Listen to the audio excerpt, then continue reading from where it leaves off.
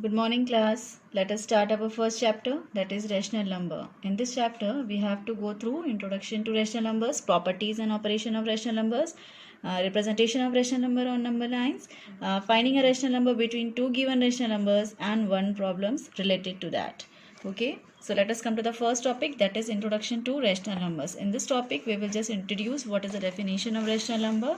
So till now we have seen the what is the whole numbers, natural numbers, integers, and so on. So let us come to the rational number. So any number that can be expressed in the form of a by b is known as the rational number. The thing is, the condition is a and b should be any integers and b should not be equal to 0. If b is equal to 0, then what will happen? A by 0 will, the value of a by 0 will not exist, that will, it will become infinite. So some of the examples of rational numbers are 4 by 5, minus 5 by 7, and so on. So now we have seen the rational number. Now let us come to the irrational numbers. So the definition of irrational numbers can be written as the decimal representation continuous forever without repeating. That means if the decimal representation of the numbers continuous forever without repeating, then it is known as a irrational number. For example, root 2. The value of root 2 is 1.4142152135, likewise, and it goes on. And as you can see that it is continuously going on and the digits are also not repeating. So this kind of numbers are known as the irrational numbers. Pi, see the pi. The value of pi is 3.1415926, likewise, and it goes on. So in approx we used to take pi as 3.14, but actually this the decimal representation goes on. So these two are mainly I have taken only the example of root 2 and pi. Even there are many more rational numbers. So one thing important, the square roots of any prime numbers are always irrational. Okay, now what we can say that all fractions are rational numbers and all the natural numbers, whole numbers, and integers are also comes under the rational numbers. Okay, now let us come to the second topic, that is properties and operations of rational numbers. Okay, so let us see some of the special properties. That is property number 1. As you can see from your textbook, what does the property number 1 says? Just I have written in short, that is, if the rational number p by q is been multiplied with any non-zero integer, that is n, there will not be any change to the value of p by q. That means it remains the same. In short, what they have written is, in the explanation form, if we multiply the numerator and denominator of a rational number by the same non-zero integer, the rational number remains unchanged. All the rational numbers thus formed are called the equivalent rational numbers. So we can say that this property can be used for finding the equivalent rational numbers. Okay, let us come to the second property. Okay, the second property is also the same, but the thing is, in this we have multiplied with the same non-zero integer n. And the thing is, even after adding with the same non-zero integer, our rational number remains unchanged, means it remains same.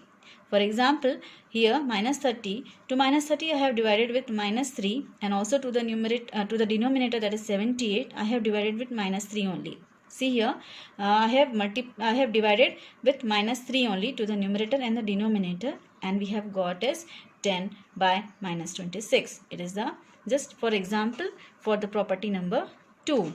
So in the property number 1 and 2, we have seen the condition is the integer should not be equal to 0. Okay, let us come to the property number 3. In the property number 3, and it says that if x is any rational number, so what will happen?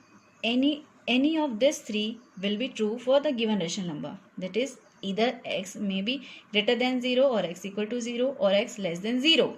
For example, if I have taken any rational number 5 by 10, as you know that 5 by 10 is equal to 0.5 and 0.5 is greater than 0. Is it clear? Now let us come to the next property, that is property number 4. If x and y are any two rational numbers, then one of the following is true. That means either x will be greater than y, or x is equal to y, or x less than y. Among these 3, any one will be true. So that means this property can be used for comparing any two rational numbers. For example, if they have given x as minus 4 by 5 and y as 9 by 5. So here we can see as the denominators are same, then we will directly compare the numerators. So here 9 is greater than minus 4. So that means y is greater than x. Now let us proceed to the next property, property number 5. This property is used when we have to just compare, or we have to go through with three rational numbers. If x, y and z are being any three rational numbers such that if z is greater than x, see here, if z is greater than x and also x is greater than y, okay, then z is definitely greater than y. Since here, see the condition. As per here, we can see clearly that definitely z will become greater than y. For example, see here, x is given 5 by 10, y is equal to minus 5 by 10 and z is equal to 7 by 10. Here, just for an example, we have, it is given in your textbook, all the denominators are same. So as per the question, what was the question? See, let us see in your textbook, the example number 6. They have asked that which one of the following will be true. So that means each of the options we have to just see and check whether it is true or not. So see the first one. That is, in the first one we have to compare x and y. So let us compare x and y only. So here x is 5 by 10 and y is minus 5 by 10. Okay, so clearly denominators are same. Only compare the numerators. So 5 is greater than minus 5. So here is x is greater than y. Now let us come to the next one, that is we have to compare y and z. Y is given minus 5 by 10 and z is given 7 by 10. Clearly z is greater than y. Next one, x is 5 by 10 and z is 7 by 10. Clearly here again z is greater than x. That means from your textbook this option is been correct. Now let us come to the next one. Till now we have seen the properties. Now let us come to the operations. All the basic operations of mathematics. Now firstly we are dealing with the addition one. In the addition, since the rational numbers can be written in the form of a by b, or we can say the numerator and denominator generally, so there will be exist two cases. Either the denominators are same or denominators are different. So come to the first one. Let us, when the denominators are same. For example, a by b plus c by b. See here. Here the denominators are same. So we can directly add the numerators. Okay, that is a plus c by b. Just for checking, I have taken just example of 3 by 5 plus 3 by 5. Denominators are same here. So 5 will be written as it is and 3 plus 3 will become 6 by 5.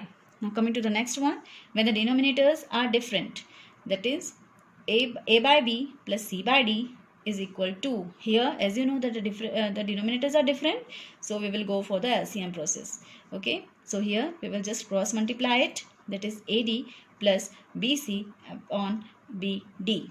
Okay, for example 3 by 5 plus 5 by 4, as the denominators are different, take the LCM, or we will just multiply it, that is it will become 20. Now here cross multiplication, 3 by 4, 3 into 4, that is 12, plus 5 into 5 will become your 25, that is 37 by 20. Now it is the addition which we have to follow for that. Now here the properties of addition. Now we will go through the properties of addition. The first one is closure property. What does the closure property says?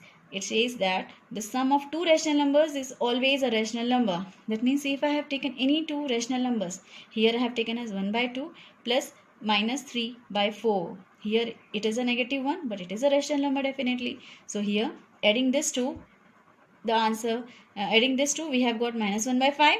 So this is also our rational number, hence verified. So that means rational number, the addition of rational number follows the closure property. Now coming to the property number 2. What does the property number 2 says? It is regarding the commutative property. What does it says? It says that two rational numbers can be added in any order. As we can know that what is the meaning of commutative property already. So here a by b plus c by d, the answer will be same as even if we will add c by d plus a by b. That means, for example, let it be 5 by 7 plus 3 by 7. Okay, is equal to 3 by 7 plus 5 by 7. Let us check it. Here denominators are same only I have taken. Just add the numerators. It will become 8 by 7. And here also it will become 8 by 7. Hence you can see that our LHS and RHS are same. So hence it is verified. coming to the third property, that is associative property. Again, this while adding 3 or more rational numbers, this it can be grouped in any order. You know very well what is the associative property. SC, we have taken any three rational numbers, that is a by b plus c by d. Even I will group this, and even if I will add it to e by f, it will be equal to, if I will be adding a by b to the group of c by d plus e by f. That means, for example, just for example, we have taken as 5 by 7 plus 3 by 7 plus 9 by 7. Here 5 plus 3 is 8. 8 by 7 plus 9 by 7. What it will be? It will become your 8 plus 9 will become your 17 by 7. And here again, this 2 again I will add it, that is 9 plus 3 is 12. 12 plus 5 is 17. So 17 by 7. Again here our LHS and RHS becomes equal. So that means associative property is also verified. Now let us come to the property number 4. What does the property number 4 says? That it is the additive property of 0. Okay, this property is also known as the additive property of 0. The sum of any rational number and 0 is the rational number only. As we already know, if we will add 0 to any number or rational number or to fraction or any number, we will be getting that number itself. That is 5 by 7 plus 0, we will be getting 5 by 7 only. So here what we can say, that 0 is called the additive identity element for addition of rational numbers. So do remember that. Now let us come to the property number 5, that is negative of a rational number, or this property is also known as the additive inverse. That means whichever number has been given, we have to just change the sign. Either positive will become negative, the negative will become positive. That means how it will be? See, if I am taking the positive one, that is a by b, I will be just taking the negative of it. So I have written the negative sign of a by b. So it will be clearly becoming minus a by b. The next one, what is the additive inverse of minus a by b? So again I have taken the negative of minus a by b. It is our given one. So here minus and minus will become plus. So our answer will be a by b. So from this, what we have concluded is, to find the additive inverse of any rational number, only you have to do is change its sign. Okay, and one thing more we can say, that if we will add the two numbers, that is if a plus b is equal to 0, if this condition is being seen, so what does it implies? It implies that b is a negative or additive inverse of a, and vice versa. Is it clear? Now for example, write the additive inverse of minus 21 by 40. It is a negative one. What we will be doing is, I will be putting minus of minus 21 by 40. So definitely minus and minus will become our plus. So this is our additive inverse of minus 21 by 40. Or directly, it is a negative one, negative rational number. So I will be directly just change this number. It will become positive. So thank you. Hope you have understood this. So thank you.